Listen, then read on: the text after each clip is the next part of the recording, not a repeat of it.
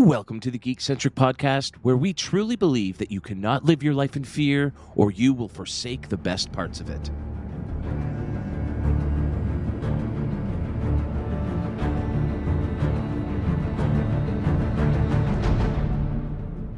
What's up, geeks? I'm Kev, and this is the Geekcentric podcast. If you're joining us for the first time, we are a podcast focusing on the world of movies, TV shows, games, toys, and collectibles, and all things geek-centric.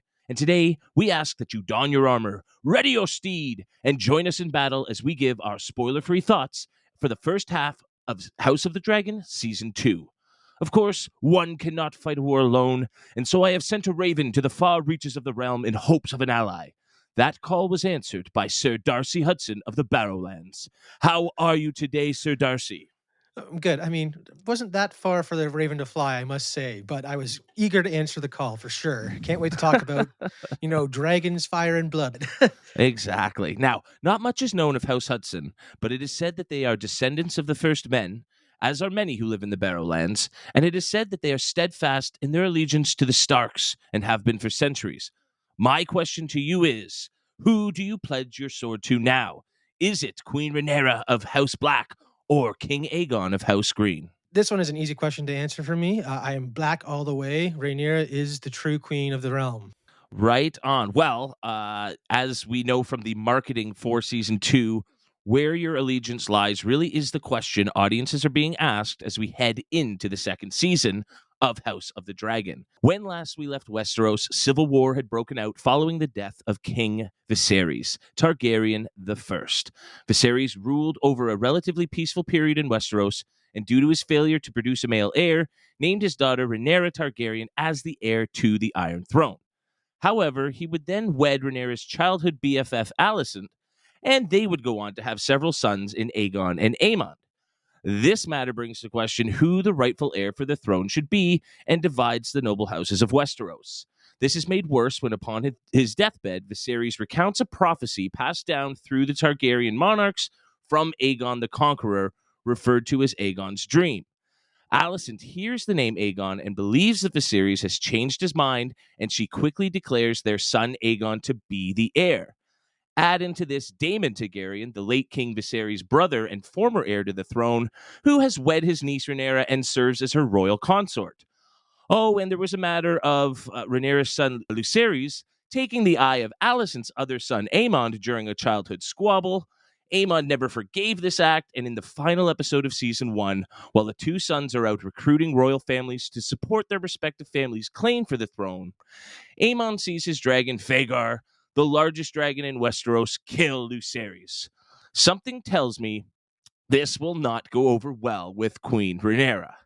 From creator, executive producer George R.R. Martin, Season 2 sees the return of fan favorites Matt Smith, Emma Darcy, Olivia Cook, Rhys Ifans, Steve Toussaint, Fabian Frankel, Eve Best, Matthew Needham, Ewan Mitchell, and Tom Glynn Carney, just to name a few, and it premieres this Sunday, June 16th on HBO. A huge thanks to our friends at Crave TV for giving us access to the first 4 episodes of the season so we could let you know if House of the Dragon returns to its must-see form. Now, the dragons are getting restless for war, so we should get this thing started. Let's start with what we enjoyed, what worked for us. Darcy, what are your initial thoughts on the episodes we got to see?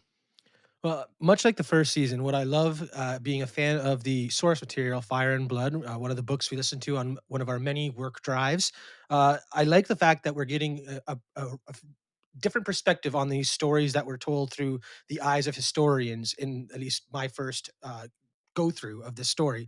And what this season's doing really well is taking that source material and defining what actually happened in the eyes of what was the maesters. We're now seeing the truth, and I like how they're taking some of those more fantastical elements and really grounding them in a very harsh reality. So it is, again, they that first death in the at the end of the season is only the tip of the iceberg, and this iceberg is bloody and full of fire.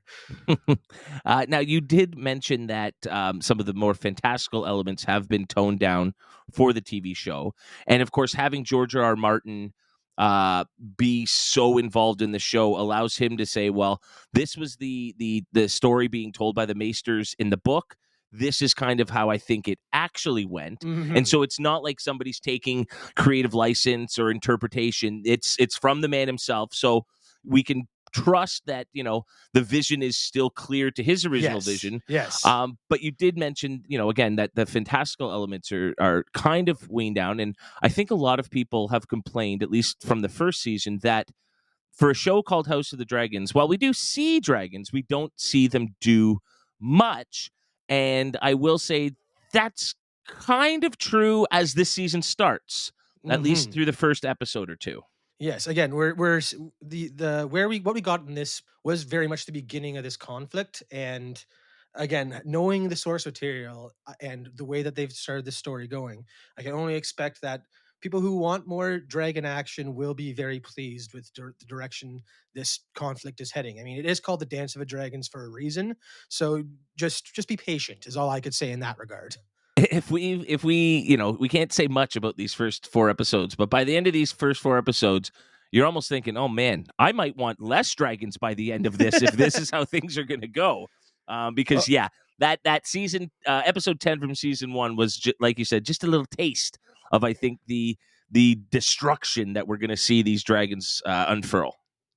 for sure. Now, I will say, I think while I understand why they did it in season 1, I think one thing that the show might have suffered from was the fact that it took place over 20 years. And as a result, they had to recast half of the cast in order to Hmm. tell the story properly.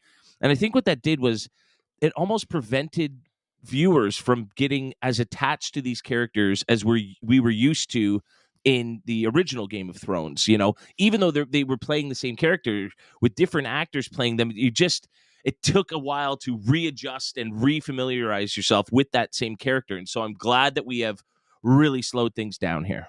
Yes, and in a show with so many similar names, the Targaryens liking to, call back to all their ancestry with all the names having to rhyme or to have one letter changed among them, it was very hard to get used to the fact that some of these characters are changing and they are playing the same person. It's the same person but a different actor. Whereas Matt Smith and Fabian Frankel, they never age. It seems in this world, they are just perfect men. At 50 years old, they look incredible. Not even a So gray hair. Like, it's very no, funny that you're it like, we're gonna age, we're gonna change the main character, Rhaenyra. We're gonna change the actress entirely, but we won't even give him a little fleck of gray hair to show that he's been around for all 20 years. That is yeah, interesting. yeah. That's where it is a bit jarring, and it takes a lot of time of you to like really again nailing down this timeline because it was that first season flew by in terms of especially when you're comparing it to Game of Thrones, which was very glacial almost in its pacing throughout the seasons as they were dealing with a book per season and they really stretched that out. This one is dealing with hundreds of years and they condensed it down so much that we're really I think it was to get to this point to really focus on this conflict and really tell it properly. Absolutely. And there's so much to take in here in terms of characters and their relationships and who is on whose side. In my first watch through of season 2 here, I did struggle, without the benefit of having other people who are much better at sort of keeping track of these things, putting notes online for us, and so I could sort of follow along with those. So I will say, I know you did this, and I wish I had. You did a bit of a rewatch from season 1 to get yourself prepared. Yes, I rewatched the last half of season 1 just because, especially because I was watching with my mom and I was getting her ready to rewatch on the wide release as well, and she wanted to understand all these characters again. Because, like I said, there's a lot in this story and the names all rhyme and trying to figure out how they're related to one another is very hard to do, so I took the time to do that rewatch, and I also reread at least the a couple of the Dance of the Dragons chapters from Fire and Blood to really get my sense around of what's happening at this time and where things might be headed potentially. Nice. I look forward to the chat we'll have at the end of this season where you'll be able to sort of, where we're able to talk about spoilers and everything that happens in far more depth. You'll be able to say, oh, they changed this, but this was so true to it. I'm very Hmm. much looking forward to seeing what they keep and what they're sort of adjusting for the TV show. But if anything is clear, this season really is all about family and loyalty. And again, because we've slowed down now, we're not jumping ahead in time years and years and years at a time. We're getting a chance to really get to know these characters a bit better. and that's, I think, giving the actors a chance to discover these characters as well. And I think the performances only benefit from that. Has anybody really stood out to you in this season so far?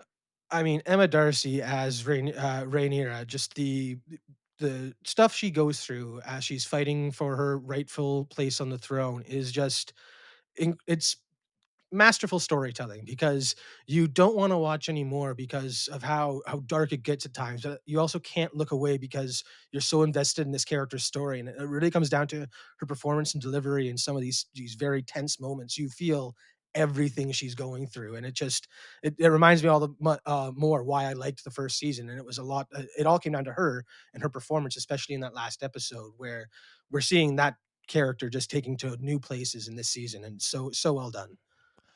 Now, I'm not sure because I can't remember from years ago having listened to the book with you, but I'm not sure. Did the story sort of favor one side over the other? Was it portrayed as a good side versus a bad side, or is it very ambiguous in nature? It was very ambiguous in nature because of the unreliable narrators they had, because in again, uh, one thing that is very different from the books is one of the narrators in the book was a fool to the queen, Rhaenyra, and he was just mushroom this her right-hand man apparently, and he is nowhere to be seen in this story. So again, a lot of his story points of view really threw a wrench in things and made you question what side was good or not, and they were able to see why that may have been the case with the perspectives we're getting in this story. Interesting, because the reason I ask is because obviously, like you said, Emma's acting is so amazing. You can't help but whether you're rooting for her or not, you can't help but want to see her get some sort of vindication for Mhm. everything she's gone through over these 20 years that we've been following her.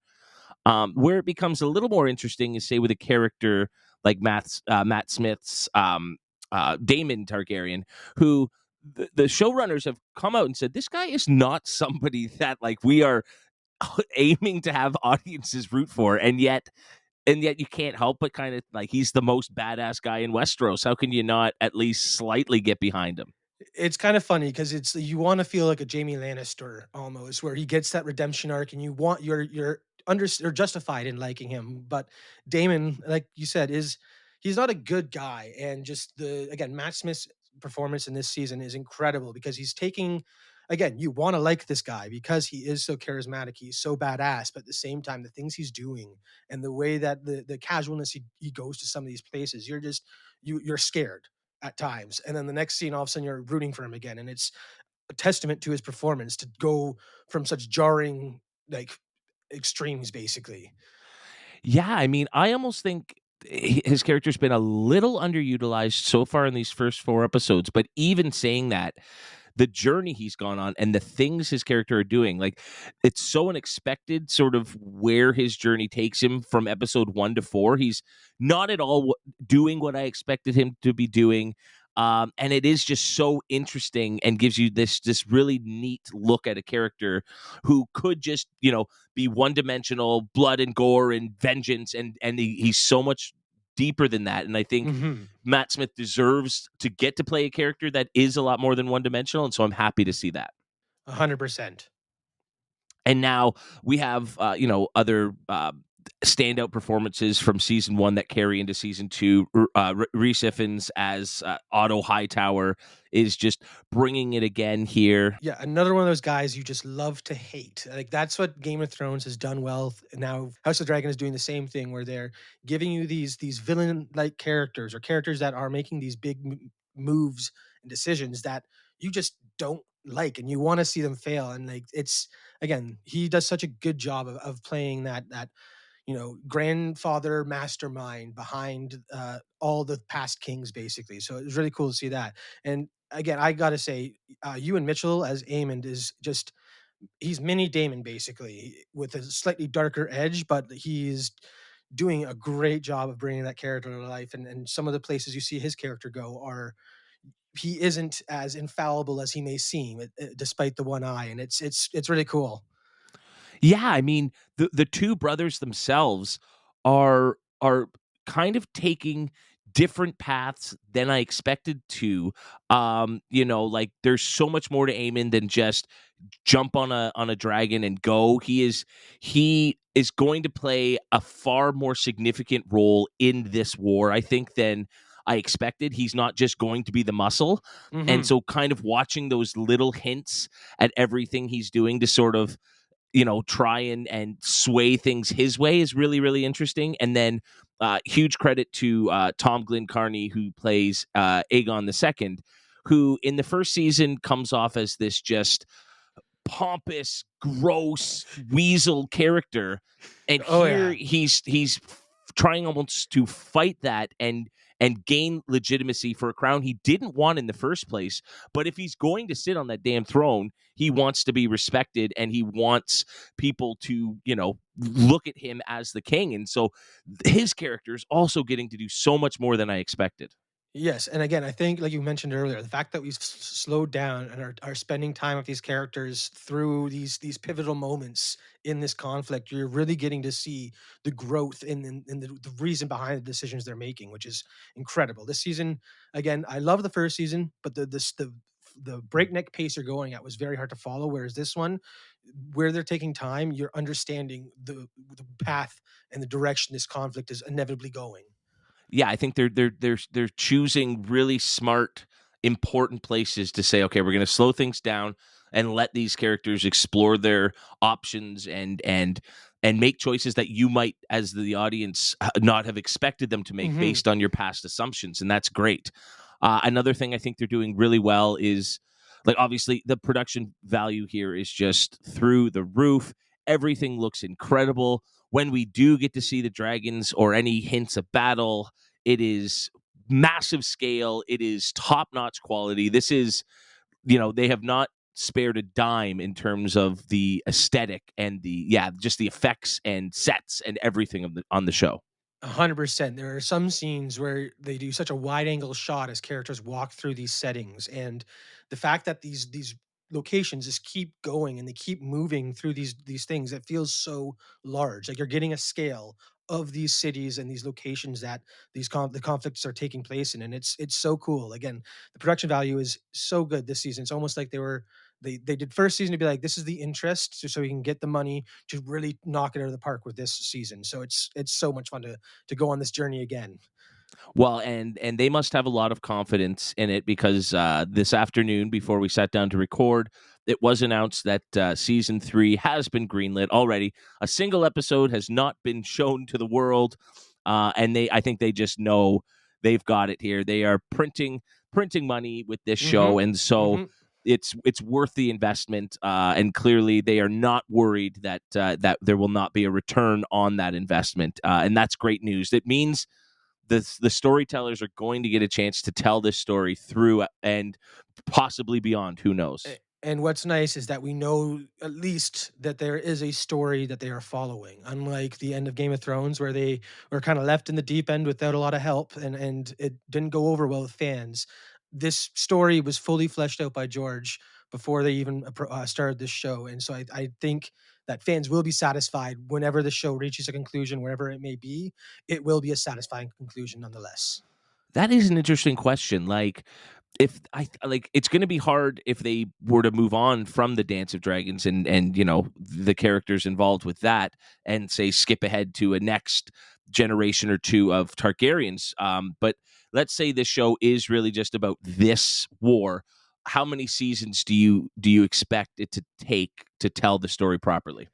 Well, just again, while I did say they were slowing down, the Dance of Dragons is not a long period of time in the world. So I wouldn't honestly see it lasting more than a third season unless they really really slow things down for that final one.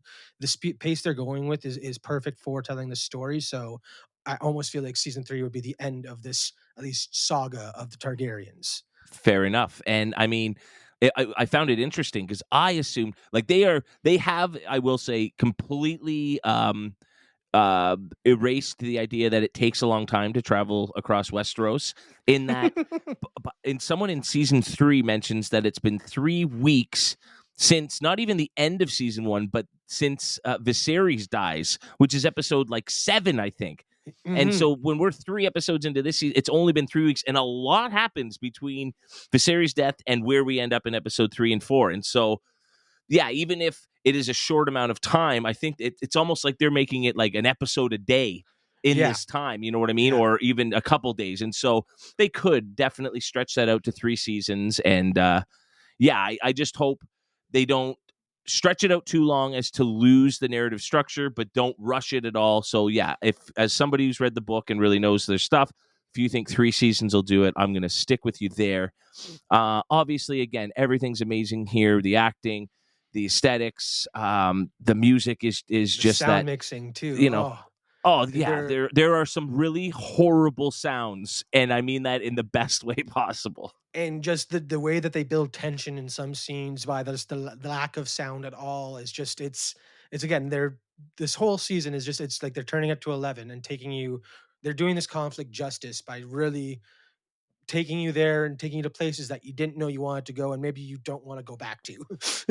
Yeah, yeah, there are some things where it's like, oh man, you got to be careful what you ask for, because when it Mhm. delivers, do they ever deliver? Now that said, as much as we could rave about the show for hours, we are spoiler free, and so we can't get into those nitty gritty details. But was there anything that didn't quite work in these first 4 episodes for you? Honestly, no. Again, I was excited to come back to this story, especially after the recent rewatch and reread of the book, and just coming back to it. I'm getting everything I wanted from this story and seeing it in like live action as opposed to reading like, several maesters' interpretations of history. So this is a really fun. Fun is a weird way to describe this show, Yes, but it is. Especially, it is yeah.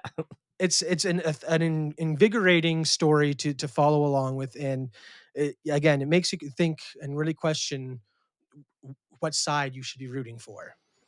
Yes, it's not as cut and dry as even I thought. I was like, oh, it's 100% this. How could you think any other way? And then you're like, no, you've really got to look at both sides. You've got to let biases aside, and you've got to consider what's going on to and by everyone involved. Hmm. Now, you did joke, okay, I can't really call it fun. I will say that's the only thing that I have found missing from this show, be it first season or second season. You almost need a character like a Tyrion or You a need someone Brienne, smart. or You need a you need witty person to just somebody for those. witty, somebody who you just know is indisputably good, and you're rooting for them, like Brienne, like somebody. There isn't that, and I know it's dark and it's gritty, but like the Hound was dark and gritty, and he still brought an entertain, like a fun factor to that. That is the only thing I find missing from these Yes. characters. And again, with where the story's going and what we've seen in these 4 episodes, I have a feeling that some of that levity will be coming with the introduction of some new cast members. Okay. Yes, because we haven't really met many new people. We're really just sort of getting those roots and further exploring characters from season one. So you think that the tone might shift a little as we move past episode 4 and meet some new people, eh? At least again with the small interactions we've gotten with certain characters in these 4 episodes, and just knowing where their story goes, given Fire and Blood, I, I know that there's going to be some opportunities there at least for that levity to come through, just through again maybe the difference in characters' ranks and stuff. Interesting. Well, I very much look forward to that. But the time for war is here. And so, with that, we shall give our final thoughts for the first half of season 2. We're not going to give scores today. We're going to save that for the end of the season. So, we're just giving our final thoughts, a little bit of a summary here. But as King Viserys Targaryen the First said, do not allow your temper to guide your judgment. Darce, lead us off. Well, again, I only have good things to say about this. It is the story is incredible, and I just love the way that they're bringing it to life with this show, and again, giving us that almost again, like you said, concrete perspective on what actually happened in this time period, and that's why I'd love to see if this saga does end at season 3. I would love to see more tales from the Targaryen dynasty because outside of the Dance of Dragons, their history is has a lot of ups and downs, and it'd be really cool to explore different time periods, see how we ended up at Robert's Rebellion and the fall of the Targaryens. So this show is is doing everything you want from a show set in the world of Song of Fire and Ice, and it's so much fun. So again, I keep saying fun, but that's just because I'm excited to be back in this world as visceral and gory as it can be. Yeah, it's tough to use the word fun, but I totally know what you mean because I'm very much there. Like even after watching a few of these episodes, and there are some things that happen, and you're like, oh my god, that's going to sit with me for a few hours, but I can't wait to go back and have that And just misery and talk anguish about it. happen again. And Yes. talk about it, because this show, like that first, like Game of Thrones, you want to talk about it with everyone you know who's watching, and this show is doing it all over again for sure. Yep, absolutely. And as I recently mentioned, I'd say the one thing I'd like to see is a character or two that brings just a little bit of brevity, because if the first 4 episodes are any indication, this shit is going to get dark. It's going to get heavy. It's going to be miserable, and especially as we get more familiar and more attached to these characters, if some of them don't stick around, we're going to need these other characters to sort of fall on to and rely on for a bit of a good feel. But other than that, yeah, I have very little negative to say about a show that is just so well crafted. I'm so glad that they've put this kind of dedication into a prequel series that is a huge risk. As successful as Game of Thrones was, this was a big risk, and I think it is successful because they went out and found just unbelievable actors to play these parts, and have put so much effort and money into creating the world that we loved for 8 seasons in the original Game of Thrones. And it's just sort of so nice to see that love and care still there, and I can't wait to see where they take it. But there you have it. All must choose. Thank you for joining us wherever you listen to podcasts. And if you haven't already, be sure to subscribe and leave us a glowing review. If you don't, we might just banish you to the wall. We'd love to know your thoughts on the upcoming season of House of the Dragon. Are you excited? Are you dreading the horrible ramifications of season 1? And whose side are you on? You can let us know at wearegeekcentric@gmail.com. Or if that's a bit like losing half your face to leprosy and having your dying words misunderstood, you can reach out to us on our socials. Darcy, where can they do that? They can do that at on Twitter or X at GeekcentricYT, or over on Instagram at We Are Geekcentric. House of the Dragon Season 2 airs on Sundays starting June 16th. Again, a big thanks to Crave TV for giving us the chance to check out the first 4 episodes before the season premiere, so we could let you know just how ready for heartache, anguish, and misery you should be. As always, we have a ton of other great content to check out. Much like today's spoiler-free episode, we also have our spoiler-free reviews for Disney and Pixar's Inside Out 2, episodes 1 to 6 of Amazon Prime's The Boys Season 4, and the first 4 episodes of Disney Plus's Star Wars The Acolyte. And if you want to get a bit more in-depth with that show, we are also well underway with our big watch club of the summer for The Acolyte, with our first 3 episodes out now and a new episode coming each and every week. Also for The Acolyte, we have interviews with Amanda Stenberg and Manny Jacinto. We also have a slew of other great interviews from some of our favorite shows and movies, including for X-Men 97, Doctor Who, and Star Wars Tales of the Empire. You can check those out on our YouTube channel as well at youtube.com/geekcentric. It's always fun to see the wonderful faces of the actors and producers and directors of these shows that we love get to talk, and they generally seem to have a good time with the Geekcentric crew, so those are always really fun to check out. When you want the latest in movies, TV shows, games, toys, and collectibles, and all things Geekcentric, there's only one side to choose: the House of Purple and Yellow, Geekcentric. We have so many exciting reviews and interviews and more coming your way as the hot geek summer continues, so stay tuned. But until then, Darcy, thanks for joining me. And as we say, Laters. get home safe, guys. Watch out for dragons overhead.